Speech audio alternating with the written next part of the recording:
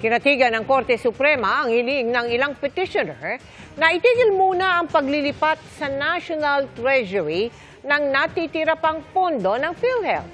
Kasunod yan ang pagkwestiyon sa kung naaayon ba ito sa saligang batas.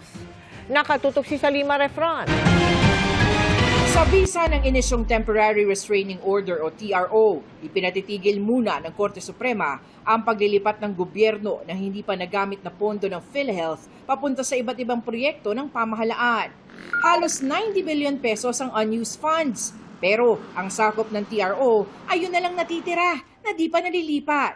The TRO is effective immediately. The TRO is just really to prevent the further transfer of more funds from PhilHealth to the National Treasury. Nauna nang sinabi ng PhilHealth na nakapaglipat na sila ng kabuuang 60 billion pesos sa National Treasury mula pa noong Mayo. Hindi pa sakop ng TRO ang pagbabalik sa nailipat ng pondo, pagkamat kasama ito sa hiling ng petitioners.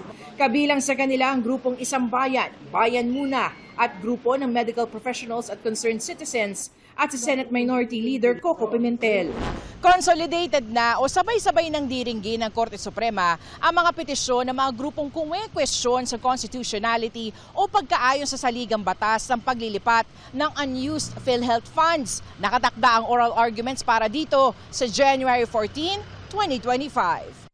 Ayon sa PhilHealth, susundin nito ang desisyon ng mataas na hukuman. Nakatuon pa rin sila sa pagbibigay ng proteksyong pangkalusugan sa pamamagitan ng mas maayos sa mga benefit package at availment policy.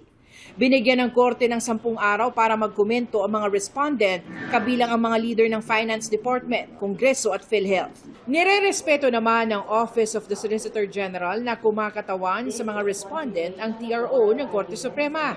Nire-respeto rin ng Department of Finance ang desisyong ito. Ayon kay Finance Secretary Ralph Recto, tatalima raw sila agad dito at pinaghahandaan na ang pagharap sa oral argument sa Enero para bigyang linaw ang mga issue. Para sa GMA Integrated News, Salima Refran, Nakatutok, 24 Oras.